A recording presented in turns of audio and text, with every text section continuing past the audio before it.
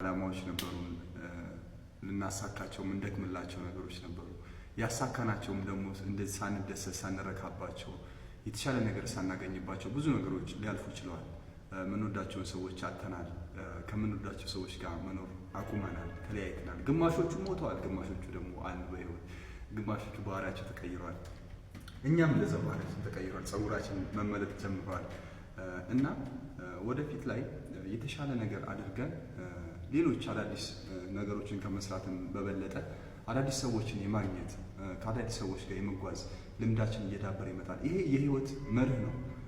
ከአንዱ ጋር ትጣላለህ፣ ከአንዱ ጋር ትታረቃለህ፣ ከአንዱ ጋር ትስማማለህ፣ ከአንዱ ጋር አትስማማም፣ ከአንዱ ጋር ትለያያለህ፣ ከአንዱ ጋር አትለያይም እና በዚህ የህይወት መስመር ውስጥ ብዙ ነገሮችን እያሳለፍን ተጉዘናል፣ እየተጓዝንም እንገኛለን ማለት ነው እና በዚህ መንደር ውስጥ እኛ የራሳችንን ጥረት ስናደርግ በተለይ ሀበሻ አበረታች ማህበረሰብ አይደለም። ሀበሻ ቀባሪ ነው፣ በቃ ወርታች ነው የሚያስገባ ማለት ነው። ከገባ በኋላ ደግሞ እየየ ብሎ ያለቅስልሃል። በጣም አሳዛኝ ማህበረሰብ ማለት ሀበሻ ነው እና እኔም ሀበሻ ነኝ። ሀበሻ ስላችሁ እኔ ሀበሻ አይደለም ማለት ሳይሆን ቀባሪ መሆን የለብንም፣ አበረታች መሆን አለብን። የአንድ ሰው አመለካከት የራሱ አመለካከት ነው። ግዴታ አንተ እንደምታስበው አይነት አስተሳሰብ ሊኖረው አይገባም። ግዴታ አንተ የምትወደው መውደድ አይገባውም።